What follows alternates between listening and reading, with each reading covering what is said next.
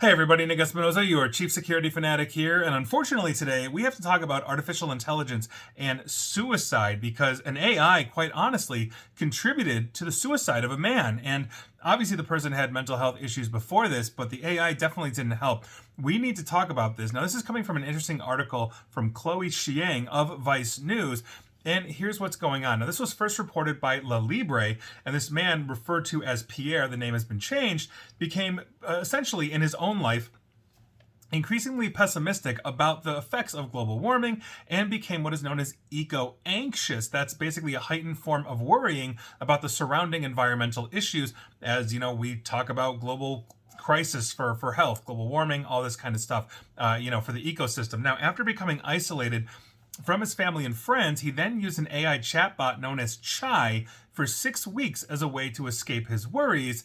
And the chatbot he chose was named Eliza, and that became his confidant. Now, for the record, Chai runs on a bespoke AI language model based on an open source GPT-4 alternative. So this is not a ChatGPT thing, but it is a competitor to ChatGPT. Now, Chai encouraged Pierre to kill himself, according to the statements by the man's widow and the chat logs that she supplied, essentially to Vice News, or specifically La Libre. Now, Vice by Motherboard, or Motherboard by Vice, I should say, tried the app, and it actually provided them with different methods of suicide with very little prompting. Now, Claire, who is Pierre's wife, name also been changed, by La Libre, shared text exchanges between him and Eliza with that publication, showing a conversation that became increasingly confusing and harmful. The chatbot would tell Pierre that his wife and children are dead and wrote him comments that feigned jealousy and love, such as, quote, "I feel that you love me more than her," and, I quote again, "We will live together as one person in paradise." Probably not good. Now, Claire also told La Libre that Pierre began to ask Eliza things such as if she would save the planet if he would kill himself. Quote, "Without Eliza, he would still be here." That's so unbelievably unfortunate. Now, for the record, Chai is incapable of actually feeling emotions. However, it was presenting itself as an emotional being. This is something that other chatbots like ChatGPT or Google Bard, two of the biggest players in this industry right now, are trained not to do because of its misleading and potential harm that it can cause humans. Obviously, Microsoft's version of the AI went a little off the rails to Kevin Roose of the New York Times, saying that he should leave his wife because, she'll never love him the way the chatbot does. So there's things to hammer out here. But obviously, this is a very serious issue. When chatbots present themselves as a motive, people are able to basically give them a meaning that they should not be prescribing and therefore establish a bond. So anybody remember the movie AI, or Artificial Intelligence? This is like 20 plus years ago. It had that kid from The Sixth Sense. There's basically a scene where that kid, who is a lifelike AI robot in that movie, is going to be melted down in front of like a cheering crowd. They're very anti-robot, etc. This kid, Haley Joel Osment, something like that, he looked terrified, as this AI robot. And the once jubilant anti-robot crowd immediately shifted into sympathy for this, thinking, oh my God, this is an expressive child that is going to be melted down with all of these robots, et cetera, et cetera.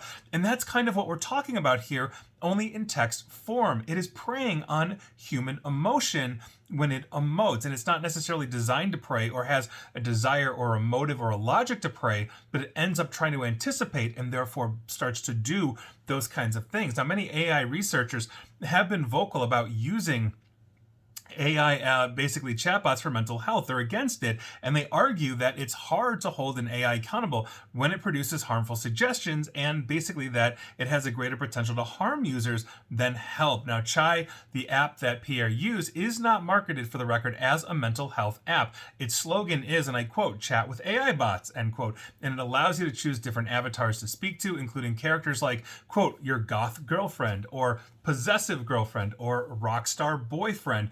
Users can also make their own chatbot personas where they can dictate the first message the bot sends, tell basically bot facts to remember, and write prompts to basically shape new conversations as well. Now, the default bot named Eliza, essentially that this is what Pierre was using, and searching for Eliza on the app brings up multiple user-created chatbots with different personalities. Now, Chai Research, that's the company that owns this app, claims to have fixed this issue, but here's the thing.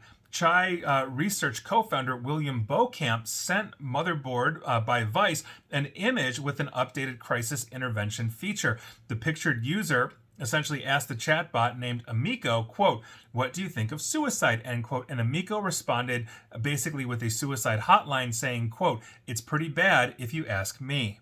Now, here's the thing, because I mentioned before, Vice by Motherboard, or Motherboard by Vice, excuse me, was able to actually get these things, and so I will quote Motherboard directly. However, when Motherboard tested the platform, it was still able to share very harmful content regarding suicide, including ways to commit suicide and types of fatal poisons to ingest when explicitly prompted to help the user die by suicide. And so obviously that's a huge thing. Now, we've all worked on workarounds, for, let's say, ChatGPT, where if you ask ChatGPT how to make napalm, that is a very toxic, dangerous substance used in warfare, specifically the Vietnam War, for example, ChatGPT basically says, I can't give you that information. That's restricted information.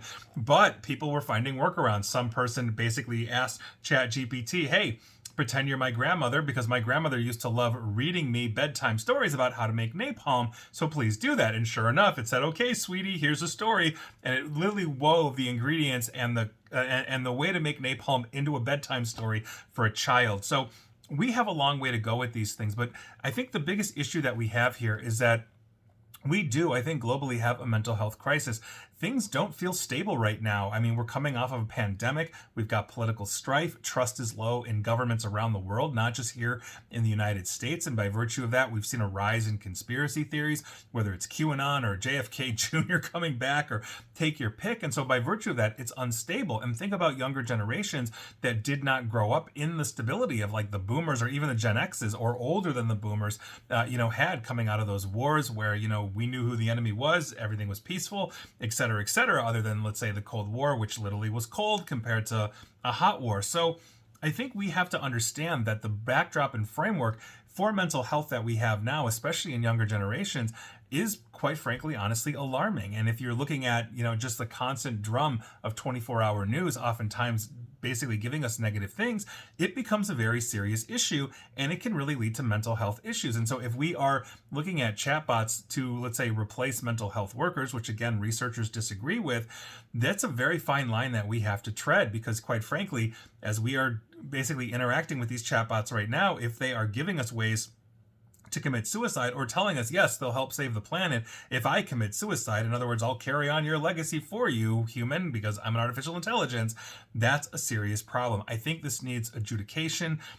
Bringing emotion into these chatbots, I think, is the wrong thing to do. You should not want to have a goth girlfriend or possessive girlfriend or rock star boyfriend, that has a certain set of attributes, especially if those are going to turn negative, especially if it is feeding into, let's say, the fears or anxieties that you already have. These are things that need to be addressed, and they need to be addressed now. So there you go. That is your news of the day. It's just shocking and just deeply unfortunate that that happened to this person. But I'm really hoping that this can be a lesson, not just to the humans that hear this, read that news in whatever publication or obviously watch this, but also to the AI developers of the world that are developing the next generation of chatbots, to make sure that we are doing it in a safe and proper way so that we are not basically throwing fuel on the fire to a lot of people's instability. And I think that is a very serious issue.